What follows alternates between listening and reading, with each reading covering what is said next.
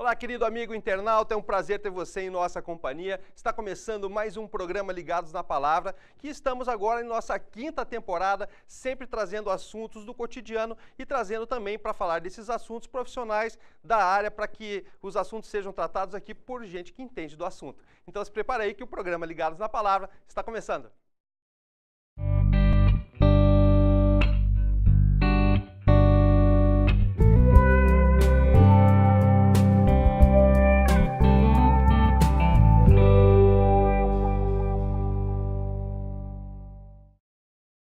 Estamos de volta. Bom, vivemos num país em crise, todos sabem. Hoje já temos aí em torno de 12 milhões de desempregados, mas também especialistas vêm dizendo que há uma possibilidade de retomada aí nesse ano de 2017 e com isso novas contratações podem surgir. E o tema de hoje nós vamos falar sobre o emprego sob o olhar do jovem. E para falar desse assunto, nós temos aqui o prazer de receber em nossos estúdios o senhor Bernd Entchev, que tem uma vasta experiência quando o assunto é o ser humano, né, em questões que envolvem aí recursos humanos. Então é um prazer ter o senhor aqui em nossos estúdios. Olá, é um prazer estar, é muito bom estar com vocês aqui falando de um assunto tão atual como esse, tão significativo e tão importante. E de fato a gente tem um país em crise, mas temos os primeiros sinais de que estamos começando a retomar o processo. Então dá para ter um pouco de esperança e se Deus nos ajudar, nós vamos conseguir superar essa crise o mais rápido que pudermos. Muito bacana. Por falar em Deus, eu convido o senhor e convido você que está nos assistindo também para levarmos uma prece ao nosso Senhor. Grandioso Deus e Pai que estás nos céus, graças te damos, Senhor, por mais um programa Ligados na Palavra, pela presença aqui do senhor Bernd e também pela presença dos nossos amigos internautas que estão aí agora conectados conosco. Que o Senhor, o Espírito Santo, possa visitar o coração de cada um de nós, trazendo auxílio e que as palavras que sejam faladas aqui durante esse programa possam vir ao encontro das necessidades de cada um que está nos assistindo. Graças te damos por tudo, Senhor, em nome de Jesus. Amém. Amém. Seu Bernd, e aí, me conte, como é que está essa questão que eu falei na abertura, dessa retomada do crescimento? É um alento para nós, brasileiros? É um alento, porque depois de tantos meses, segundo algumas estimativas, nós vimos perdendo empregos há 22 meses. E a gente tem esse primeiro mês de fevereiro de 2017, em que a gente criou, não foram muitos, mas ainda assim os números são positivos. Uhum. Então há realmente os indicadores de que efetivamente a gente pode começar a reverter a situação. Claro que essa é uma situação complexa, porque se a gente pegar os números como um todo, a gente tem que refazer a seguinte reflexão. O Brasil tem hoje aproximadamente 204 milhões de pessoas, segundo o IBGE. Disso aí, força de trabalho são consideradas pessoas entre 16 e 65 anos de idade. Isso é a nossa força de trabalho, que segundo o IBGE é aproximadamente 50% da população. Se a gente retirar os 12 milhões de empregos, né, desempregados que estão aí, vão sobrar 90 milhões de pessoas, que é a nossa força de trabalho. São pessoas que estão hoje trabalhando. Disso aí, a gente tem que fazer uma separação e, infelizmente, a gente tem que fazer essa comparação, mas é verdade, nós temos aproximadamente 10 milhões de empregos públicos, e esses públicos têm outras regras de jogo, tanto é que tem a estabilidade, coisa que aqui a gente não tem. Então, a gente tem aproximadamente 80 milhões de pessoas trabalhando, dos quais aproximadamente 40 milhões são empregos. Uhum. Então, na verdade, nós temos, sobre 204 milhões de habitantes, nós temos 40 milhões de empregos. Essa é a realidade nossa. Para a gente zerar os 12 milhões de desempregados, nós teríamos que criar, no mínimo, 1 milhão de empregos por ano, para em 10, 12 anos a gente zerar essa conta. Mas como é que faz, seu Bernd? Sendo que as faculdades aí estão colocando aí no mercado 1 milhão de formandos todos os anos, fora aqueles que não se formam que entram no mercado de trabalho. Segundo estimativas também, aproximadamente 2 milhões de jovens entram no mercado de trabalho. Ou seja, o Brasil precisaria gerar alguma coisa como 3 milhões de empregos todo ano para que a gente pudesse ter uma situação de estabilidade. Por isso que vai demorar um pouco. Mas mesmo assim, existem oportunidades formais de emprego, existem oportunidades no governo e existe também a iniciativa privada onde você pode empreender e você resolver a sua vida de forma sozinha, isolada, como muita gente está fazendo isso hoje em dia. Uhum.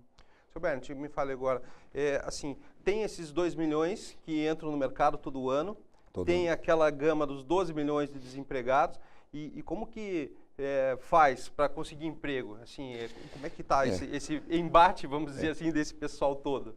Hoje a forma de sobreviver, existe muita criatividade em relação a isso, mas existe o salário-desemprego, que resolve por algum período, vamos dizer assim, a situação. Pequeno, mas resolve. Uhum. Existem, vamos dizer, estágios, existem hoje, vamos dizer assim, empreendimentos e empreendedores que também evoluem, e também temos hoje muitos velhos e pessoas mais antigas, ou mais maduras também, que dependem às vezes de filhos, ou filhos que dependem de pais. Tanto é que é comum você ver hoje uma pessoa com 30 anos, solteira, ainda está morando com os pais. Sim. É comum também se ver hoje, vamos dizer, o cidadão que perdeu o emprego, os filhos ajudarem ele em casa. Sim. Então, na verdade, é uma cadeia de solidariedade que a gente não pode ignorar, e essa é uma das formas de resolver. Mas, eu gostaria de só levantar o seguinte, para os jovens, um recado para vocês jovens, preparem-se, estudem muito, façam muito, porque, obviamente, o mercado é muito seletivo e ele vai admitir as pessoas, vamos dizer assim, melhor preparadas, melhor adestradas e com mais conhecimento. Quer dizer, gaste o seu tempo hoje em dia, claro, vivendo, fazendo várias coisas, mas se você é jovem, está na faixa dos 16, 20, 22, 23, 25 anos, aproveite e estude bastante. E no estudo a gente tem que dizer também o seguinte, uma é o estudo formal, através de instituições de ensino, faculdades, universidades e assim por diante. Mas a gente também pode estudar de forma informal hoje na internet. Sim. Você tem acesso a muita informação mesmo, que elas são às vezes formais, reconhecidas pelo governo, e outras vezes não, mas não importa. Importa que você sabe, você é capaz de resolver e fazer. Estude muito. Segundo, hoje em dia, num mundo tão integrado como nós temos hoje em dia, uma segunda língua é fundamental. Uhum. E aí eu gostaria de dar um recado a vocês. Essa história de você ir para um curso de inglês 2 vezes por semana, que é muito bom, é muito legal, mas é insuficiente. Se você realmente quer aprender a falar uma segunda língua, você tem que ter contato com essa língua todo santo dia. Portanto, eu recomendo que, além das aulas de um cursinho de inglês ou coisa desse tipo aqui, você tenha um contato pelo menos de 45 minutos a 1 hora com, vamos dizer, na internet ou na televisão, com, vamos dizer assim, com filmes ou, vamos dizer, exposições sem tradução, que seja na língua original. Todo dia, de tal forma que quando passar um ano, você tenha feito pelo menos 365 encontros com essa língua que você está pretendendo desenvolver. Sim, só assim vai conseguir a fluência necessária para poder trabalhar. Veja, eu tenho uma netinha que começou agora um estágio dela aqui. Ela tem 16 anos, mas ela já fala com fluência em inglês. Ela conseguir um estágio onde, nesse momento, ela está fazendo traduções de documentos oficiais, ela recebe visitantes estrangeiros, ela é intérprete, e ela leva uma vantagem, inclusive, sobre as pessoas mais velhas que não têm essa habilidade ou não desenvolveram esse estudo. Então, minha recomendação, estudem muito, muito mesmo. 2, obviamente, conheça uma nova língua. E 3, tem que procurar emprego. E existem muitas formas de você achar emprego hoje em dia. Por falar em procurar emprego, seu Bernd, é claro, para você procurar emprego, você acaba enviando currículos, né? Então, acredito que o Departamento de Recursos Humanos das empresas tem pilhas e pilhas de currículo lá, um melhor que o outro, vamos dizer assim. Mas o que aquele jovem que está nos assistindo deve fazer de diferencial ali no seu currículo e depois, posteriormente, se for convocado para uma reunião, como ele deve se portar, como é que ele deve agir naquele momento? Bom, o currículo, como todo mundo sabe, começa pela identificação em cima, né? O cabeçalho do currículo é a identificação, o objetivo que você faz, um resumo de qualificações que você tem, quais os cursos ou trabalhos que você já realizou na sua vida, que é que todo mundo faz. O que as pessoas não fazem é alguma coisa sobre a sua relação com o emprego daí para frente, para o futuro. Todo mundo coloca no currículo o passado, mas o passado é passado, não dá para mudar nada, porque aconteceu, ponto. O que a gente pode mudar é o futuro. Sim. Então, como é que você vai comportar? Como é que será o seu comportamento? Quais são os seus valores? Como é que você trabalha? E eu vou dar um exemplo que eu recebi há uns anos atrás, um currículo que foi o mais original. E quando eu li aquele currículo, eu disse assim, poxa, hoje não posso ir jantar em casa sem conhecer essa pessoa.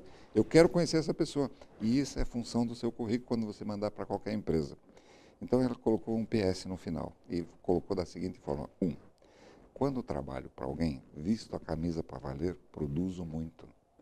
2. Como produzo muito, às vezes erro, e quando erro, odeio ser chamado a atenção em público.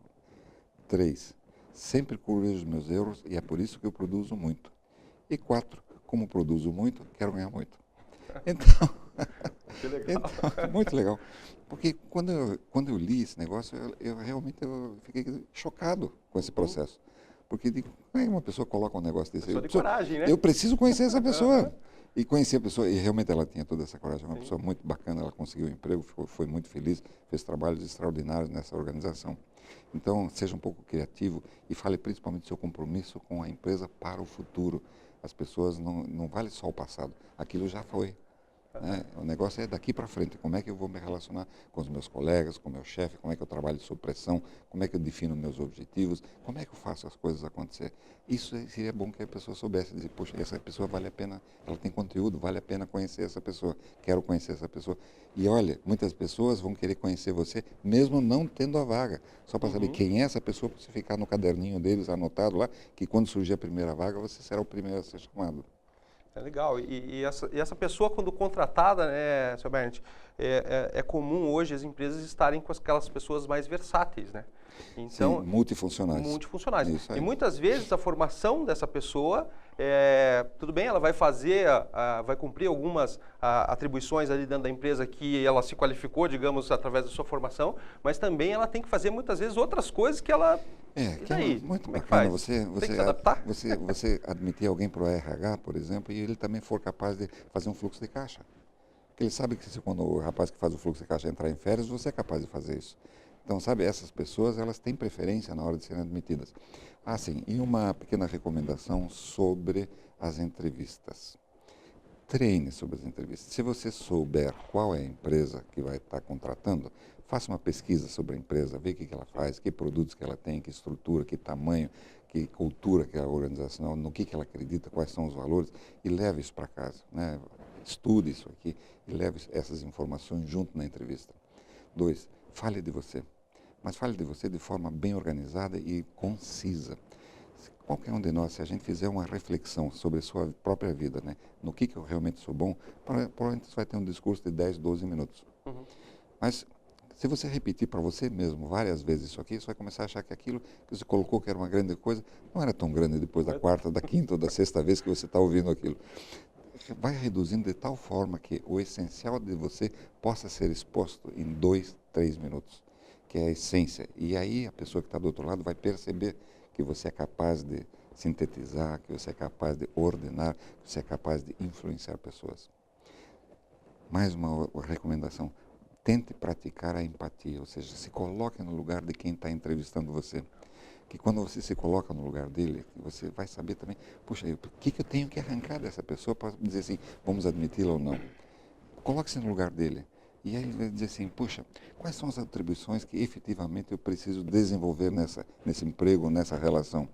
E aí, quando você começa a pensar nisso, você começa a dizer assim, puxa, eu posso ser útil nisso e mais naquilo. E eu posso entregar mais do que você está exigindo. Sim. E essa é uma grande preocupação das organizações, em que pessoas proativas, que sejam capazes de influenciar nos resultados de forma muito positiva. Legal.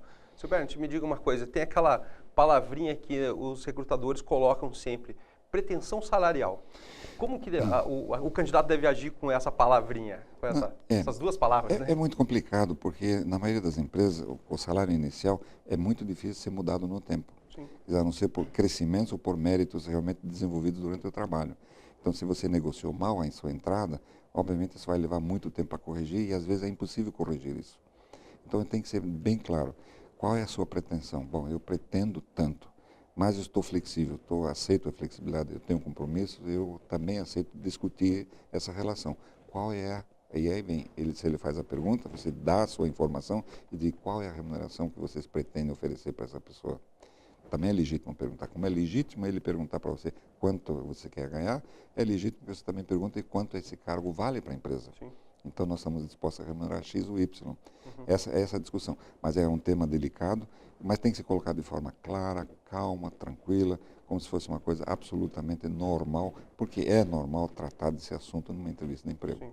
Mas ali no currículo colocar a combinar, digamos, ou não? Você coloca o que normalmente não precisa colocar salários, né? Porque, veja, o mercado regula as funções, né? Por exemplo, um analista vai ganhar entre 2 e 3 mil reais, sim, eventualmente 4 se ele for muito sênior.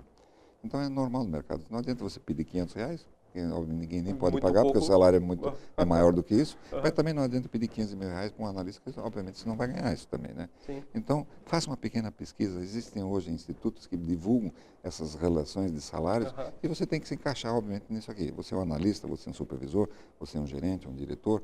Claro que cada um tem faixas, né? Existem faixas, algumas são mais amplas do que outras, mas existem faixas e você indo com essa informação, provavelmente vai ser uma grande vantagem. A pessoa saber que você também levantou essa informação e que você está sendo razoável, que você está sendo, vamos dizer assim, uma pessoa competitiva, entendo do processo e eu quero ajudar a empresa. Legal, seu Bernd. Agora me fala, o jovem que está nos assistindo, muitas vezes já está procurando emprego há um tempo e às vezes chega a hora de que ele precisa sobreviver, né, seu Bernd? Então, que atividades que o senhor poderia recomendar, assim, que foram menos atingidas pela recessão e que, de repente, ele pode, que aí o jovem que está nos assistindo, resolver empreender e partir para o mercado de trabalho por ele mesmo? Fortemente foi atingida a indústria. A indústria foi atingida de forma assim, fatal e alguns setores muito mais do que isso. Por exemplo, a área de petróleo, com esse negócio da Petrobras, né? Obviamente foi fortemente atingido. Muitas empresas não só demitiram, eles fecharam simplesmente. As organizações tiveram que ser fechadas. Então, esse foi muito forte. Claro que também na área de serviço houve alguma redução, mas a área de serviço empregou bastante pessoas. Então, essa é uma área que vale a pena. E vale a pena em todos, quando se pega a cadeia de serviço, é tudo. Vale desde um garçom, um chefe de garçons, né? Vale a pena você imaginar um escritório de contabilidade, vale a pena você imaginar um escritório de representações. Na verdade, existe muita coisa. E uma área que empregou bastante pessoas foi a área de informática, a área de tecnologia de um modo geral. Sejam analistas, sejam programadores, sejam... Quer dizer, existem oportunidades dentro disso aqui. E, claro, a gente não pode esquecer, vai muito bem aqui no Brasil, o agronegócio. O agronegócio de modo geral. Onde não vai bem no agronegócio são aquelas, vamos dizer, aquelas atividades que precisam de financiamento formal do governo. Por exemplo, do BNDES. Do BNDES, obviamente, está mais difícil você conseguir dinheiro com eles lá, mas esse eu acho que está em crise. Então, construção de armazéns, compra de tratores, compra de colheitadeiras, obviamente isso está um pouco mais difícil do que antigamente. Então, essas empresas também têm crise, né? Você fala com essas empresas que produzem aqui, tiveram reduções vamos dizer assim, de produção muito significativas. A área de caminhões também teve muita coisa. Então, vale a pena você pensar na área de serviços, vale a pena você pensar na área de tecnologia, mas também vale a pena você pensar em empreender. Muitas pessoas que nunca trabalharam na vida começaram, desde o primeiro dia, já a trabalhar para elas mesmas. Sim. E é possível. Existe muita coisa na área de tecnologia e você que está estudando, provavelmente tem afinidade com alguma coisa. Com aquilo que você tiver afinidade, tenta desenvolver um plano de negócio. O Sebrae pode ajudar muito você. Existem muitas instituições que são especializadas em dar suporte, que as pessoas consigam desenvolver uma atividade naquilo que efetivamente eles possam fazer e se realizar. E o dinheiro, claro, que sempre é consequência disso. Mas a gente tem que sobreviver e, às vezes, você não achando emprego, sobreviva fazendo alguma coisa. E dá para ser desde motorista de táxi, dá para ser... Nossa, tem tantas opções que existem hoje em dia, né? Mas eu vou concentrar novamente. Estudem. O negócio chama-se estudo. Se preparem, se adestrem para que vocês possam ser úteis. Lembre-se, as empresas elas têm algumas dificuldades. A primeira grande dificuldade é a concorrência. Qualquer produto, qualquer coisa que você possa imaginar, qualquer serviço, hoje você tem concorrente a dar com o pau. Muita coisa. Segundo lugar, é claro, tem custos. E os custos são que nem unhas, você tem que cortar toda semana, porque senão ela cresce e quando você vê, você quebrou. Como muitas empresas, infelizmente, quebraram. Então, custos tem que ser. Terceiro, assim, obviamente, você tem que imaginar que os impostos, né? É muito dinheiro, a gente gasta muito dinheiro. Tudo que você souber sobre impostos, como você pode economizar para a empresa, vamos dizer, a questão dos impostos, veja, quando você começa a pensar nas necessidades da empresa, você tem que se preparar, como é que eu posso resolver isso? Na concorrência, por exemplo, se eu posso ser um vendedor, como é que eu posso enxergar o que está acontecendo no mercado, o que o nosso cliente quer, como é que eu trago essas informações para dentro da empresa, que a empresa possa reagir em tempo e com competência em relação a isso. Então, você tem muita coisa a fazer. Se você vai se candidatar a vendedor de uma empresa, você tem que pegar o retrato da sua região, da sua área, aquilo que você está fazendo, e transfira isso para lá. Para você fazer isso de forma adequada, você precisa ter conhecimento. Aquilo que eu falei, estudem, se preparem. É isso aí, a palavra de ordem, então, aí como o seu Bernd disse, é o conhecimento, se prepare, hoje você tem muitas possibilidades, muitas vezes você não precisa nem de dinheiro para isso, você pode acessar a internet, como o seu Bernd falou mesmo, você tem aí uma amplitude muito grande dentro da telinha que você está nos assistindo agora para poder se preparar e poder galgar aí espaço dentro da empresa se você já está trabalhando ou se você está procurando emprego também, poder ter acesso a essa vaga e superar os concorrentes, né? Porque... Você ainda dá um pequeno exemplo, e me lembrei desse exemplo agora, e eu acho que vale a pena você jovem que está pensando nisso aqui. Eu tenho um sobrinho que ele gosta muito da Alemanha e conseguiu terminar o mestrado dele estudando lá na Alemanha no último semestre. E ele fez de tudo para ficar na Alemanha e a Alemanha não deu o visto para ele. Ele teve que voltar para o Brasil e chegou para mim e disse assim, pai, né, tio, eu vou trabalhar no exterior, não vou trabalhar aqui. Mas eu vou trabalhar no exterior sem sair daqui. E não é que o camarada achou, em 45 dias, achou um emprego em Atlanta, nos Estados Unidos. Olha só que legal. Trabalhando em Curitiba, remotamente. Existe um mercado enorme que você também pode trabalhar estando em Curitiba, mas prestando serviços para a Rússia, para a Índia, para a China, para a Inglaterra, para outras formas. E ele ganhava um bom dinheiro dentro do horário dele. Tanto é que ele foi tão reconhecido por essa organização que ele foi convidado a ir trabalhar em Atlanta. Bacana. E ele ficou 1 ano e meio em Atlanta, foi tão bem lá em Atlanta que hoje ele está trabalhando na Suíça, em Zurique, e é lá que ele está fazendo o trabalho dele. Ele acabou conseguindo atingir os objetivos. A gente não fica limitado a Curitiba. Hoje, com a internet, você pode fazer trabalhos de muitas espécies, de muitas formas, no Brasil inteiro e no globo, em qualquer lugar do mundo. Ah, legal, seu Bernd. Seu sobrinho foi correr atrás do que ele gosta. Mas e daí? Tem que fazer o que gosta ou ganhar dinheiro? Veja, há um dado de realidade que a gente não pode esquecer, que é a Copel, por exemplo, a nossa companhia de energia, ela não aceita boas intenções para quitar a conta. Você tem que ter o dinheiro. Então, o dinheiro vamos colocar na importância adequada. Sim. Mas ela não é a coisa mais importante. A coisa mais importante é você fazer aquilo que você se sente realizado, aquilo que deixa você fazer feliz. Sabe, eu consigo ajudar as pessoas, eu consigo desenvolver processos, consigo bolar coisas novas. Então, se você tem isso dentro de você, corra atrás disso, porque o dinheiro virá como consequência. Que quando você faz uma coisa que você gosta, que você tem prazer, você vai fazer aquilo muito bem feito e, portanto, você será recompensado por isso. Verdade. Então, vale a pena você correr atrás da sua felicidade e o dinheiro será consequência disso. Seu Bernd, muito obrigado pela sua participação aqui conosco. Você que está em casa, valorize essas informações que o seu Bernd passou para você. Ele tem muito conhecimento, tenho certeza que se você usar desses conselhos, tenho certeza que você rapidamente vai se colocar no mercado de trabalho. Seu Bernd, muito obrigado pela sua participação. Nós temos seu Bernd ainda no próximo programa, ele vai falar assim de como lidar sob pressão no ambiente de trabalho. Então eu convido você a acessar e ficar ligado no nosso próximo programa. E também, se você gostou desse programa, compartilhe aí nas suas redes sociais. Se você está assistindo pelo YouTube, se inscreva no canal, tem um botãozinho aqui embaixo e participe, compartilhe, mande seu comentário e fique conosco. Muito obrigado pela sua companhia e até o próximo programa Ligados na Palavra. Tchau!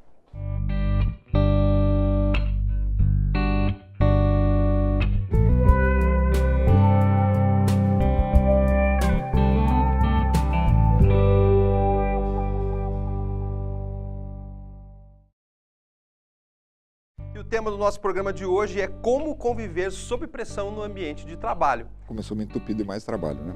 Aí chega uma hora para ele dizer assim, olha, eu tenho esse relatório para fazer que precisa ser entregue até o dia tal. Está nesse pé e precisa de tanto tempo para fazer isso aqui. Você me pediu mais isso aqui, mais isso aquilo.